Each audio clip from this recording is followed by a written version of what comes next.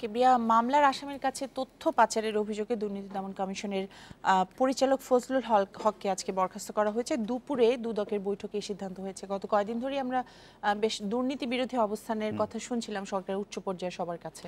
প্রধানমন্ত্রী সচিবালয়ে 2 দিন অফিস করলেন, দুদিনই কিন্তু বলেছেন সরকারি কর্মকর্তা কর্মচারীদের উদ্দেশ্যে। তারপর মন্ত্রিসভার বৈঠকে বলেছেন, আজকে একনেক সভাতেও একই কথা বলেছেন। আর আজকে দুদকে যেটি ঘটলো সেটি অবশ্যই একটা শক্ত বার্তা যাবে সরকারি কর্মকর্তা কর্মচারীদের কাছে। আসলে এটি আর মুখের কথা নয়, আর এখন থেকেই শুদ্ধি অভিযান শুরু হয়েছে, আমরা ধরেই নিতে পারি।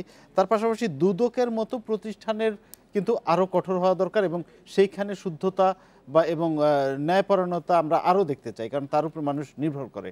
দুদক দুর্নীতি দমনে সহায়ক ভূমিকা পালন করবে, এটাই আমাদের প্রত্যাশা। সেখানকার চেয়ারম্যান ইকবাল মাহমুদ বলেছেন, দুর্নীতিবাজ যেই হোক তাকে ছাড় দেওয়া হবে না। এই সংক্রান্ত প্রতিবেদনটি দেখে আসি। দুর্নীতি দমন কমিশনের পরিচালক ফজলুল হক কিছুদিন আগেই পদোন্নতি পান তিনি। দুদক বলছে, বন বিভাগের এক কর্মকর্তার দুর্নীতির অনুসন্ধানে নেমে নিজেই অনিয়ম করেন তিনি। মামলার এক আসামির সাথে রেস্টুরেন্টে দেখা করে তথ্য দেওয়ার সময় হাতে নাতে ধরা পড়েন। বিষয়টি দুর্নীতি দমন কমিশনের বৈঠকে উঠলে তাকে বরখাস্তের সিদ্ধান্ত হয়। কিছু খারাপ কাজ করেছে, তাহলে বরখাস্ত হবে কেন? তাই না? খারাপ কাজ করলেই বরখাস্ত হয়ে যাবে।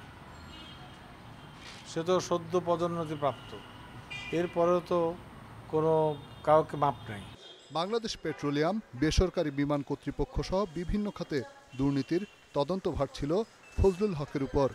এসব ক্ষেত্রেও কোনো অনিয়ম হয়েছে কিনা খতিয়ে দেখার সিদ্ধান্ত নিয়েছে দুদক। আমরা চলমান কাজের মধ্যে যাদের গলতি পাওয়া যাবে তাদের বিরুদ্ধে ব্যবস্থা নেওয়া হবে, শুধু এখানে না, সমস্ত জায়গায়।